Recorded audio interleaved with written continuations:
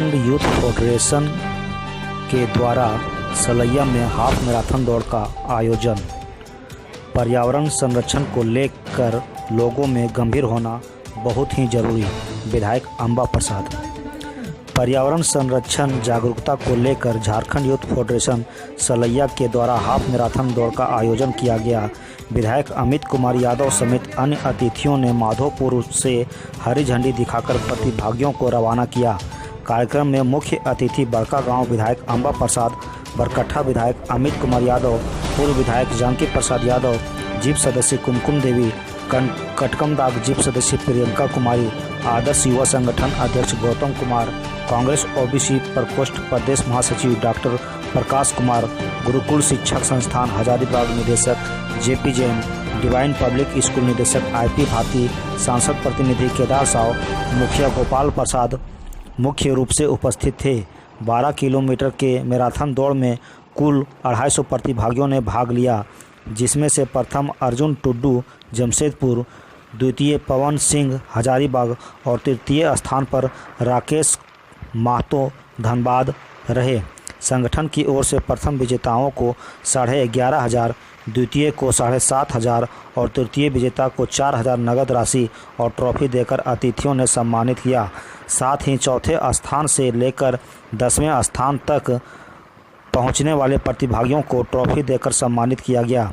सभा को संबोधित करते हुए मुख्य अतिथि अंबा प्रसाद ने कहा कि पर्यावरण की रक्षा करने के लिए हम सभी को गंभीर होना होगा।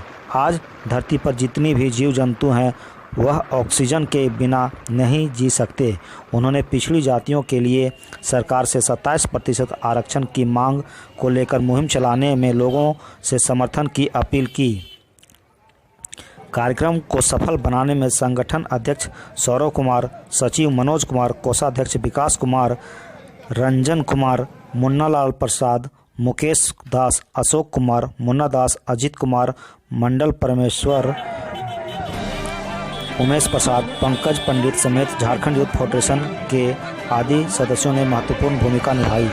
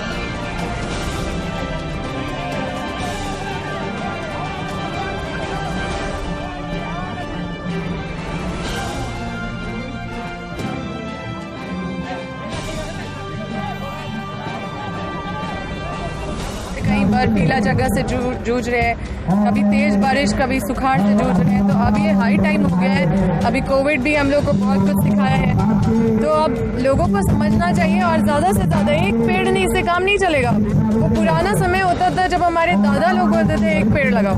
अब है कि एक आदमी कम से कम 100 और 500 पेड़ लगाए आसपास, तभी हम लोग का पर्यावरण बच सकता है और ये मानव जीवन बच सकता है। कार्यक्रम का यहाँ पे झारखंड यूथ फेडरेशन सलैया के तत्वावधान में पर्यावरण बचाने के को लेकर के यहाँ पे एक लंबी मैराथन की गई है। युवाओं का मैराथन का कार्यक्रम किया गया था और इनका हमेशा एक अलग कार्यक्रम करने का मतलब उद्देश्य रहता है। पिछले बार आप लोगों ने देखा कि भ्रूण हत्या को रोकने के लिए इन्होंने कार्यक्रम किया। इस बार इन्होंने पर्यावरण को, जो आप एक सीख ले सकते हैं कोरोना काल में, इस कोरोना काल में ऑक्सीजन हमारे लिए क्या उपयोगिता है उसकी, और इन्वायरमेंट की क्या उपयोगिता है, ये आप निश्चित रूप से देख सकते हैं। गंगा को साफ करने में सरकार, कितनी भी सरकार आई, सबों का अरब अरब रुपया चला गया, लेकिन गंगा साफ नहीं हो पाई। लेकिन कोरोना काल में जब लॉकडाउन आया तो हम यूँ कहें कि गंगा को जब सफाई अपनी खुद की करनी थी, तो ऐसा उन्होंने एक सीख दिया कि वो स्वतः बिना पैसे के साफ हो गया। तो ऐसे आप एक सीख ले सकते हैं इन सब चीज़ से कि पर्यावरण आज के दिन में कितना दूषित हो गया। और अगर अच्छा से हम लोग अभी से सचेत नहीं हो तो कमिंग जनरेशन को हम क्या दे के जाएंगे, ये भी हमारे लिए बहुत चिंतन का विषय है। इसलिए हमें संकल्प लेना चाहिए कि सब मिलकर के हम पर्यावरण को बचाएं, और उसके लिए जो भी उपयुक्त कदम हो, कम से कम प्रदूषण फैलाना और अधिक से अधिक पेड़ लगाना। आरक्षण की मांग कर रहे थे, आपकी सरकार है, आप क्या करें?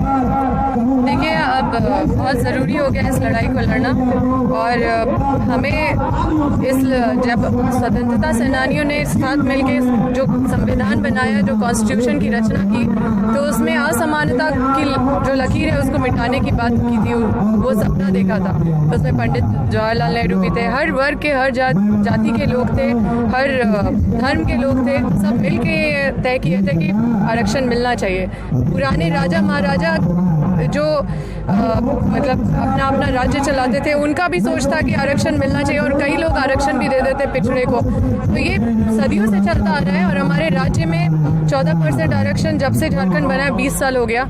यहाँ पे ओबीसी की कोई भी बात नहीं हुई है, और यहाँ पे इस तरह का मांग भी नहीं उठा है।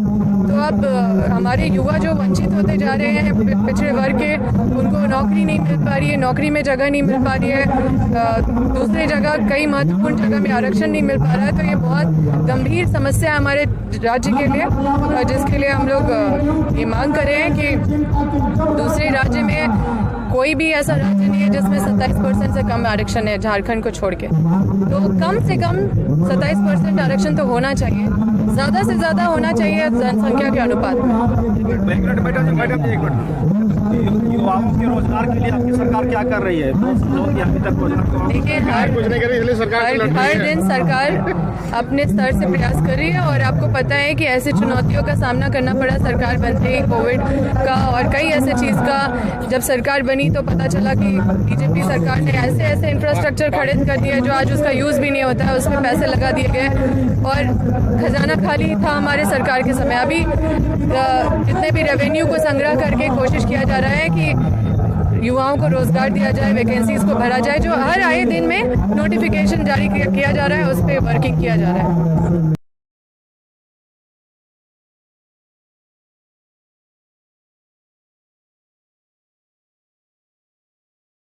वहां जाकर बैठे, आप लोग कृपया शांत रहें, जो भी बात होगी। मैं बता रहा था आप सबों को, ये हमारा जो क्षेत्र है बरकट्ठा, ये कृषि प्रधान क्षेत्र है, और यहाँ के जो हमारे अभिभावक हैं वो खेती करके अपने बच्चों को पढ़ाते हैं, और पढ़ा करके खून पसीने से खेतों से निकली वो उर्वरा, इतनी उर्वरक यहाँ की भूमि है कि उन खेतों से मेहनत करके, मुझे लगता है कि भारत के तमाम पदों पे बरकट्ठा के लोग आसीन हैं, और देश का और इस पूरे भारतवर्ष का सेवा कर रहे हैं। मुझे लगता है कि ये जो क्षेत्र है कृषि प्रधान क्षेत्र है, और एक मलाल इस बात का है जो पिछले कुछ दिनों से समस्या उत्पन्न हो रहा है। यहाँ पे 400 फीट बोरिंग करने के बावजूद कई जगह पे यहाँ पे ये खबर आया था कि जल स्रोत खत्म हो गया, और आप ध्यान देंगे, अगर आप अध्ययन करेंगे, पेड़ को लगाना नहीं जानते। शुद्ध हवा सबको चाहिए, ऑक्सीजन शुद्ध चाहिए, अच्छा मौसम चाहिए, अच्छी बरसात चाहिए, अच्छी ठंडी चाहिए, अच्छी गर्मी चाहिए, लेकिन जिनसे ये सब प्रदान होता है उनकी सुरक्षा हम सबको नहीं चाहिए। आज हम जिस प्रकार से अंधाधुंध लकड़ियों का कटाई करते हैं, अगर हम सचेत नहीं हो तो आने वाला जो कमिंग जनरेशन है उसमें क्या बीतेगा आप ये बेहतर समझ सकते हैं। आज या तो हमें ज्ञान दे जाता है, या तो हमें सचेत कर जाता है, या तो हमें सबक दे जाता है ये कोरोना का काल जो आपने करीब से देखा, उसका एक जीता जागता और कैरेंट उदाहरण है। आज लोग ऑक्सीजन के लिए सिलेंडर लेके कैसे घरों में घुसे, ऑक्सीजन के पीछे कैसे लोग भाग रहे थे, ये आप और हम बेहतर जान सकते हैं। और यही हालत रहा तो वो दिन कल्पना कीजिए, आज हम लोग बोतल का पानी पीते हैं, हम लोग बोतल का पानी पीते हैं ये समझकर कि ये शुद्ध जल है। कुआं का पानी, चापाकल का पानी नहीं पीते, शुद्ध जल पीने के चक्कर में हम बोतल का पानी पीते हैं। कल्पना कीजिए जब इस पृथ्वी पे, इस हिंदुस्तान में, इस समाज में अगर बोतल का पानी पहली बार आया होगा तो हम जैसे ग्रामीण लोग ये देख के आश्चर्य करते होंगे, अरे पानी भी बोतल से लोग के पी रहा, खरीद के पी रहा है। और अब वो दिन भी दूर नहीं जब हम लोग अपने पॉकेट में, अपने पास अपने सिलेंडर लेके एक एक्स्ट्रा ऑक्सीजन का सिलेंडर लेके घुमा करेंगे। दोस्तों, एक हमें सबक है। आज समाज में जो स्थिति है, सबों को बेटा चाहिए, सभी को भाई चाहिए, लेकिन किसी को बेटी नहीं चाहिए। आज किसी के घर में अगर बेटी पैदा होती है तो उसके घर में लगता है कि पता नहीं कितना बड़ा आफत आ गया, कितना बड़ा विपत आ गया। अगर बेटा पैदा होता है तो आप पूरे ताम झाम के साथ डीजे बजा करके आप उत्सव मनाते हैं, लेकिन बेटी पैदा होती है तो आप मायूस हो जाते हैं। लेकिन सबको बहन चाहिए, राखी बांधने के लिए बहन चाहिए, सबको माँ चाहिए, सबको भाभी चाहिए, सबको पत्नी चाहिए, लेकिन बेटी किसी को नहीं चाहिए। आप समझ सकते हैं कि बेटी के बिना इस संसार की कल्पना आप समझ सकते होगा। बेटी के बिना इस संसार की हम कल्पना नहीं कर सकते। बस उसी प्रकार हम पर्यावरण, पेड़ पौधा और ऑक्सीजन के बिना जीवन की हम कल्पना नहीं कर सकते। और हम दोनों को इस पृथ्वी से, ब्रह्मांड से हटाने का हमेशा प्रयास करते हैं। आज हमें यह संकल्प लेना चाहिए कि जन्मदिन किसका हो, बेटी का हो या बेटा का हो, शादी का सालगिरह किसी का भी हो, दोनों में हम अपने घर में एक उसके नाम से पेड़ लगाएं। अगर बच्चा पैदा होता है, छोटा बच्चा पैदा होता है, उसके साथ अगर आप उसको पेड़ लगाते हैं, या फलदार वृक्ष लगाएं, या फिर छायादार वृक्ष लगाएं, या फिर फर्नीचर का वृक्ष लगाएं, जैसे जैसे बेटा पैदा बढ़ता जाएगा उसकी सेंटीमेंट भी उस पेड़ से जुड़ते जाता है। और वो बच्चा कहता है कि मेरे प्रथम जन्मदिन पे पेड़ लगा था, मेरे द्वितीय जन्मदिन पे पेड़ लगा था। जिनकी नई नई शादी होती है वो बोलते हैं कि हमारा शादी का सालगिरह का है। अब बच्चा भी बड़ा होगा, पेड़ भी बड़ा होगा, भले आप उसका फल नहीं खाएं, लेकिन आपके नाती पोता बेटा जरूर फल खाएगा। तो निश्चित रूप से ये भी समझ करके कम से कम आप पेड़ लगाएं। और इस कोरोना काल से ज्यादा उदाहरण और कुछ नहीं हो सकता। दोस्तों, आज झारखंड यूथ फेडरेशन हमें सबक दे रहा है, मुझे सिखा रहा है, और इससे हमें प्रेरणा लेनी चाहिए। यहाँ के युवा, सलैया के सभी युवा पर्यावरण के लिए हमेशा चिंतित रहते हैं, हमेशा कुछ ना कुछ अच्छा कार्यक्रम करते रहते हैं। और मैं भी आश्वस्त करता हूँ इनको कि आप हमेशा आगे बढ़े। निश्चित रूप से हम सभी आपके साथ हैं। आज समय काफी हो गया, चूंकि सभी खिलाड़ी भी 5 बजे 6 बजे से आए हैं। संजोग से मुझे एक रोटरी क्लब का कार्यक्रम हजारीबाग में 11 बजे से मैं समय दे चुका हूं, 2 बार से कैंसिल हो गया था। अब मुझे लगा कार्यक्रम 11 बजे तक समाप्त हो जाएगा, इसलिए मैं क्षमा प्रार्थी हूं। मैं अपनी ओर से, बरकट्ठा की तमाम जनता की ओर से, स्वामी ज्ञानानंद जी की धरती पे अंबाजी बड़का गांव से चलकर आए, मैं उनका स्वागत करता हूं, उनका अभिनंदन करता हूं। फोटो खींचने में कोई कंजूसी नहीं होनी चाहिए, और तालियों की गूंज में कोई कंजूसी नहीं होनी चाहिए। ये बरकट्ठा की धरती है, ये पीओ की धरती है। आपका बार बार वंदन है, आपका नहीं होने चाहिए। युवा हृदय सम्राट श्री अमित कुमार यादव जी, बरकट्ठा पूर्व विधायक माननीय श्री जानकी यादव जी का अभिनंदन करेंगे। कोषाध्यक्ष श्री विकास कुमार, झारखंड यूथ फेडरेशन कोषाध्यक्ष श्री विकास। अतिथियों को देवता सम्मान करते हैं हम लोग। बरकट्ठा उत्तरी की जिला परिषद सदस्य दया बहन के नाम से विख्यात श्रीमती कुमकुम, ताली की गूंज कटकमदाग जिला परिषद सदस्य श्रीमती प्रियंका कुमारी कटकमदाग से चलकर आई। उमेश कुमार सम्मानित करेंगे, अभिनंदन करेंगे। प्रियंका कुमारी जिला परिषद सदस्य कटकमदाग। केदार साहू जी सांसद प्रतिनिधि केदार साहू जी का अभिनंदन करेंगे। मोनालाल प्रसाद जी अभिनंदन कर रहे हैं। मोनालाल प्रसाद जी। गोपाल प्रसाद मुखिया सलैया पंचायत जी का अभिनंदन करेंगे। पंकज पंडित जी अभिनंदन करेंगे। मुखिया सलैया पंचायत गोपाल रमेश प्रसाद जी। श्रीमती रिंकी कुमारी क्षमा चाहता हूँ। डॉक्टर प्रकाश कुमार के लक्ष्मण प्रसाद और IP Bharati sir divine public school और पीसीएम डिग्री कॉलेज और नव स्थापित पीसीएम डिग्री कॉलेज के संस्थापक हैं। महान समाज सेवी और महान और ना जाने कितना कुछ आईपी भारती सर परमेश्वर। और मुझे लगता है उनके नाम होगा कि जमुना सर को वहीं पे ले जाकर बुके दे दे। जमुना सर जो सर्वगुण संपन्न है, शिक्षक होने के साथ साथ एक लोक गायक और कलाकार के रूप में इनका 26 बार प्रदर्शित हुआ है। कथाकार, व्यास, लोक गायक और धुरंधर इनका ये बुके देकर यूथ है। पीछे बरकट्ठा के लोकप्रिय विधायक यहाँ पे उपस्थित कुमकुम देवी जिला परिषद बरकट्ठा की उत्तरी क्षेत्र से यहाँ पे। और कुमकुम देवी किसी से कम नहीं है, महिलाओं को काफी प्रेरणा देने वाली दीदी मेरी बहन है। साथ ही हमारी एक और बहन है, वो भी बहुत जुझारू है। हालांकि जब भी देखते हैं महिला नेतृत्व का क्षमता रखती है तो काफी लोग काफी महिलाओं को प्रेरणा देती है। उसी तरह से हमारी बहन प्रियंका दीदी जिला पार्षद कटकमदाग से आई हुई है। यहाँ पे उपस्थित आदरणीय श्री राम सेवक प्रसाद जी अधिवक्ता है, मेरे सीनियर हैं, हाई कोर्ट से हैं। प्रणाम सर। यहाँ पे उपस्थित केदार साहू जी जिला परिषद प्रतिनिधि के रूप में यहाँ उपस्थित हैं। यहाँ पे उपस्थित आईपी भारती जी निदेशक डिवाइन पब्लिक स्कूल के। यमुना साहू जी अभी सुना था उनकी तारीफ की, ऑलराउंडर है, टीचर भी है, सिंगर भी है, व्यास भी है, तो इसलिए याद आ गया उनका नाम।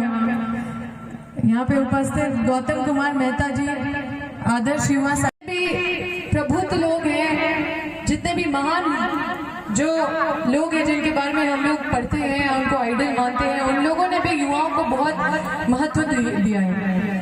जैसे कि आप देखें विवेकानंद, वो भी युवाओं को एनर्जी मानते थे और युवाओं को बोलते थे कि जब तक लक्ष्य प्राप्त नहीं होता है तब तक रुको मत, don't wait until you get your goal. उसी तरह से हमारे अब्दुल कलाम भी बोलते थे कि सपने वो होते हैं जिनके वजह से हम लोग सोते नहीं, सपने वो नहीं होते जो हम लोग नींद में देखते हैं। तो ये युवाओं के लिए एक बहुत ही प्रेरणा स्रोत है। हमारे कई सारे ऐसे आइडल हैं युवाओं को जगाने का काम किए हैं। युवा को अपनी शक्ति पहचानने की जरूरत है। अगर युवा अपनी शक्ति पहचान गए तो हमारे प्रदेश का नाम ऐसे ही रोशन होगा, चाहे वो खेल क्षेत्र में हो या पढ़ाई लिखाई क्षेत्र में।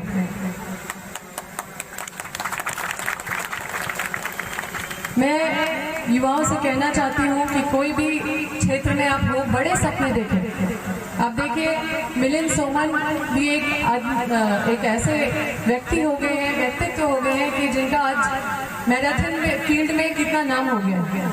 मिलिंद सोमन को जानते हैं ना? उसी तरह से हमारे नीरज चोपड़ा जो भल्ला फेंक कर हमारे देश का नाम रोशन किए, उसी तरह से कई ऐसे उदाहरण हैं जो हमारे लिए प्रेरणा स्रोत है। और हम समझते हैं कि बहुत ऐसा नहीं है कि आपको पहाड़ तोड़ना है, ये समय बहुत पीक टाइम है, बहुत गोल्डन टाइम है। इस समय का यूटिलाइज करिए और बड़े सपने देखिए और लक्ष्य प्राप्त करने से पहले एकदम बिल्कुल आराम मत कीजिए, उस लक्ष्य को प्राप्त कीजिए और तब तक लड़ते रहिए। गिरिए, फेल होइए, लेकिन फिर ये मत सोचिए कि हम फेल हुए, उस पर अड़े रहिए, लड़ते रहिए। यही मेरा युवाओं से खास अपील है। और जैसे कि पर्यावरण को बचाने का जो ये संदेश के अवसर पे ये कार्यक्रम रखा गया है, तो पर्यावरण के बारे में तो हम सब जानते हैं कि जैसे जैसे जंगल कटते जा रहे हैं वैसे वैसे हम लोग मानव का जो लाइवलीहुड है वो अफेक्टेड होते जा रहा है। अभी कोविड भी हम लोग देख चुके हैं और कहीं ऐसा भी दिखता है कि कहीं या तो सूखा या तो कहीं बर्फ, कभी खूब बारिश तो कभी खूब ऐसा गर्मी आता है कि आदमी परेशान हो जाता है, किसान परेशान हो जाते हैं। तो अब हम लोगों का ऐसा समय आ गया है कि हम लोगों को जागरूक दूसरे को भी करना है, खुद को भी करना है, ज्यादा से ज्यादा पेड़ लगाना है, नदी नाले जितने भी ऐसे प्राकृतिक सौंदर्य चीज है उसको बचाने का काम करना है। उसके लिए चाहे हमें बड़ी आंदोलन ही क्यों ना करनी पड़े, और इसमें एकजुटता बहुत जरूरी है। हमारे क्षेत्र में बहुत सारी कंपनी आती है, हमारे तो ऐसा दुर्भाग्य ही बोलिए कि जमीन के नीचे भी सोना है और जमीन के ऊपर भी सोना है, लेकिन हम उसके लिए लड़ते रहते हैं कि जमीन नहीं जाने देते, लेकिन नीचे कोयला है, क्या करें। फिर भी हम लोग संघर्ष करते हैं, उस आड़ में जंगल भी कट जाता है, जंगल भी चला जाता है, लेकिन जिस तरह से जंगल का दोहन होता है, जिस तरह से जंगल को साफ किया जाता है, उस तरह से पेड़ पौधे नहीं लगाए जाते, उस तरह से जंगल को बसाया नहीं जाता है। और यही कारण है कि आज देखने को मिलता है कि पंडालों में भी हाथियां घुस जाती है। यही देखने को मिलता है कि हाथी सीधा आ जाते हैं घर के अंदर, धान लेकर चली जाती है। तो बहुत सारे वक्ताओं ने बहुत सारा चीज बोला है और इस बात को गंभीरता पूर्वक सब समझते भी हैं। तो मैं बहुत ज्यादा लंबा नहीं बोलूंगी क्योंकि बहुत सारे वक्ता हैं, बहुत सारे मुखिया प्रत्याशी भी हैं, वो भी बोलना चाहते हैं यहाँ पे, और मैं चाहती हूँ कि सबको मौका मिलना चाहिए। और मैं क्षमा प्रार्थी हूँ कि मैं पहले बोल ले रही हूँ क्योंकि मुझे लगा कार्यक्रम जल्दी खत्म हो जाएगा, और मेरा कार्यक्रम लिया हुआ है। मेरे क्षेत्र में कई ऐसे महत्वपूर्ण कार्यक्रम है जिसको हम छोड़ नहीं सकते और इसी वजह से हमने बहुत मैनेज करके यहाँ पे भागते भागते आए हैं। साथ में आपसे एक अपील भी करते करते जाएंगे। हम एक प्रतिज्ञा लिए हैं क्योंकि झारखंड जब से अलग हुआ है तब से हमारे राज्य में जो समानता की लकीर, जो हमारे जितने भी स्वतंत्रता सेनानी है जो सपना देखे थे, चाहे वो पंडित जवाहरलाल नेहरू हो, चाहे वो सुभाष चंद्र बोस हो, चाहे वो महात्मा गांधी हो, चाहे वो पटेल जी हो, चाहे भगत जी हो, सब लोग मिलकर एक सपना देखे थे कि अपने देश में समानता लाएंगे। संविधान में भी इस तरह का चीज को लाया गया कि जो भी पिछड़े लोग हैं उनको सबको एक साथ जोड़ने का काम करेंगे। जो ऐसे व्यक्ति हो जो शोषित हो, वंचित हो, उनको भी आगे लाने का काम करेंगे, और जो असमानता की लकीर है उसको मिटाने का काम करेंगे। लेकिन जब से हमारा झारखंड अलग हुआ है तब से हमारे पिछड़े वर्ग पे कोई ध्यान नहीं दिया गया। हमारा जो ओबीसी वर्ग है उसके लिए हम हर वर्ग से अपील करेंगे, चाहे वो कोई भी धर्म से हो, कोई भी जाति से हो, क्योंकि उस समय भी जब हमारा देश आजाद हुआ था उस समय भी सारे जाति के लोग, सारे धर्म के लोग, वो सारे स्वतंत्रता सेनानी सब मिलकर ये निर्णय लिए थे कि आरक्षण मिलना चाहिए पिछड़े वर्ग को। ये सिर्फ लड़ाई ओबीसी की नहीं है, ये लड़ाई हर समाज की है, चाहे वो फॉरवर्ड हो या बैकवर्ड हो। हर कोई इस चीज के लिए संकल्पित होना चाहिए क्योंकि हमारे देश में जो संविधान है उसका सम्मान होना चाहिए। और हमारे राज्य में सिर्फ मात्र 14% आरक्षण मिलता है ओबीसी को, जिसके वजह से हमारे ये युवा जितने भी एग्जाम देंगे उसमें ये हमेशा वंचित रहेंगे। और हमारा राज्य में सबसे ज्यादा आबादी ओबीसी का है, और हर राज्य में आप देख लीजिए, देश भर में हर राज्य में देख लीजिए 27% कम से कम आरक्षण जरूर मिला हुआ है ओबीसी को। इसलिए ये जो वंचित होते जा रहे हैं ओबीसी वर्ग के लोग, इसमें हम अपील करेंगे सारे धर्म के लोग से, सारे समुदाय के लोग से कि आप सब समर्थन दीजिए हमको इस लड़ाई में। हम हर जगह जाके, झारखंड में हर प्रखंड जाके हम लोगों को जागरूक करेंगे, उनका समर्थन प्राप्त करेंगे, हर जाति का, हर समुदाय का। और ये मेरा शंखनाद शुरू हो गया है, हम केरे डायरी से शुरू कर चुके हैं और हर जगह घूमने का काम कर रहे हैं। अभी हजारीबाग में 2 नवंबर को एक बड़ा महासम्मेलन करेंगे, और वो सिर्फ ओबीसी के लोग नहीं आएंगे, हर समाज के, हर जाति के लोग आएंगे, क्योंकि हम लोग हर समाज, हर जाति के लोग के लिए लड़ते हैं। हम लोग आदिवासियों के लिए भी लड़ते हैं, हम लोग हर धर्म के लोग के लिए लड़ते हैं। अगर कहीं भी अन्याय देखते हैं उनके लिए लड़ते हैं। अभी शोषण ओबीसी का हो रहा है, क्योंकि दूसरे जगह में आरक्षण ज्यादा मिल रहा है, यहाँ पे सिर्फ मात्र 14% आरक्षण मिल रहा है, जिससे हम युवाओं का ही बात है इसमें, क्योंकि जितने भी वैकेंसीज निकलेंगे उसमें हमारे जब युवाओं को आरक्षण में मिलेगा ही नहीं, तो हम लोग एसपी या फिर यहाँ पे जो लोकल जो एग्जाम होता है जेपीएससी, उसमें हमारे जो पिछड़े वर्ग के लोग हैं उनको भी जगह नहीं मिल पाएगा। अभी जो पंचायत का चुनाव हो रहा है उसमें भी ओबीसी के बहुत सारे रिजर्वेशन नहीं है, मात्र 14%। तो इससे हमारी बड़ी आबादी वंचित रह जाती है, जो अभी भी पिछड़ी है। एजुकेशन सेक्टर में देख लीजिए या किसी भी ऐसे सेक्टर में देख लीजिए, आपको ओबीसी के बहुत कम लोग मिलेंगे जो वहाँ पे हैं। तो हम लोग चाहते हैं कि समानता हर जगह हो और असमानता की लकीर को हम लोग मिटाने का काम करें। तो आपसे विनती पूर्वक आग्रह करेंगे और आपसे अपील कर रहे हैं कि आप 2 नवंबर को बहुत सारे लोगों को लेके आइए, ताकि हम लोग इस समर्थन में ज्यादा से ज्यादा लोग दिखे, ताकि हमारी आवाज बुलंद हो सके। आप लोग सब आएंगे 2 नवंबर को कि नहीं? जिला स्कूल मैदान हजारीबाग आएंगे कि नहीं आएंगे? मेरी लड़ाई में साथ देंगे कि नहीं देंगे? हम आगे लड़ रहे हैं, लेकिन आपका सहयोग चाहिए, और हम कहीं से भी कोई अपनी मेहनत में कोई कंजूसी नहीं करेंगे। आप हमको जहां दौड़ाएंगे, जहां भगाएंगे, जहां पे हमको बोलेंगे कि यहाँ पे आइए, यहाँ प्रोग्राम कीजिए, हम कोई रात दिन एक कर देंगे, लेकिन आपका सहयोग बहुत अनिवार्य है। इसीलिए आप हमसे वादा कीजिए कि आप बहुत सारे लोगों को लेके आएंगे जिला स्कूल मैदान हजारीबाग में 2 नवंबर को। बस सब सन्नाटा छा गया। आएंगे कि नहीं आएंगे? तुम हम आगे बढ़ो, हम तुम्हारे साथ हैं। बहुत बहुत धन्यवाद सर। यही हुआ ना हमारे, हम लोग इसीलिए अब नाज करते हैं वकीलों पे, क्योंकि सबसे फ्रंट में आके लड़ते हैं।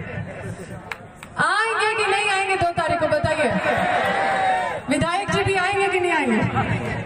यहीं पे हम सबको इनवाइट भी कर दे रहे हैं। हम दोनों काम कर लिए, प्रोग्राम भी अटेंड कर लिया और आपको अपने प्रोग्राम में भी बुला रहे हैं। यहाँ पे जितने भी युवा हैं, जो भी है इधर, सब लोग आएंगे ना?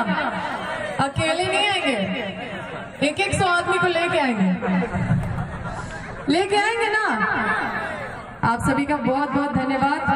जय हिंद, जय झारखंड। को अवश्य बचावें। पेड़ पौधा, चूंकि हवा ही हमारा, हवा के बिना कोई जिंदा नहीं रह सकता है। टाटा, बिरला, रिलायंस कंपनी की चर्चा होती है, उन लोगों ने तो बहुत कुछ बनाया, लेकिन ऐसा हवा अभी तक नहीं बना पाया है जो पूरे देश के लोगों को हवा इस तरह से मिले। वो कोई मशीन नहीं बना है, वो कोई इंजीनियर नहीं बना है। इसलिए पेड़ पौधा को बचाना है, इसका संकल्प लीजिए हाथ उठा के। आज मेरा इस मंच से यही अपील होगा, यही अपील होगा। मित्रों, मैं बताना चाहता हूं कि सिर्फ हवा ही नहीं, हवा के बाद क्या करते हैं? भोजन करते हैं, खाना खाते हैं। वो हवा से भी ज्यादा जहरीला होने जा रहा है। वो जहरीला ज्यादा होने जा रहा है। जो आप धान उपजा रहे हैं, जो आप गेहूं उपजा रहे हैं, जो साग और सब्जी उपजा रहे हैं, ज्यादा फायदा के लिए कद्दू में इंजेक्शन भी डाल रहे हैं। आप सोच लीजिए मानव जीवन के लिए कितना खतरा पैदा कर रहे हैं। ऐसे हवा है दूषित नहीं, प्रदूषित नहीं है। आज जिस तरह से खाद दे रहे हैं, जिस तरह के तरह तरह का केमिकल डाल रहे हैं, ये खाने पर ये शुद्ध भोजन नहीं मिल पा रहा है, शुद्ध भोजन नहीं मिल पा रहा है। इसके चलते भी बीमारियां फैल रही है। आज जैविक खाद का उपयोग कीजिए, ये मेरा अपील होगा, ये मेरा आग्रह होगा कि जैविक खाद का उपयोग कीजिए, मानव जीवन का रक्षा कीजिए। ये संकल्प लेने का जरूरत है, ये करके दिखाने का जरूरत है। हम ये अपील करना चाहता हूँ, हम ये आग्रह करना चाहता हूँ। भ्रूण हत्या, अभी लोग आए, बहुत से लोग बड़े बड़े बात करके किए और कुछ लोग चले गए, ठीक है। आखिर हम ये पूछना चाहता हूँ समाज से, मैं पूछना चाहता हूँ कि भ्रूण हत्या क्यों हो रहा है?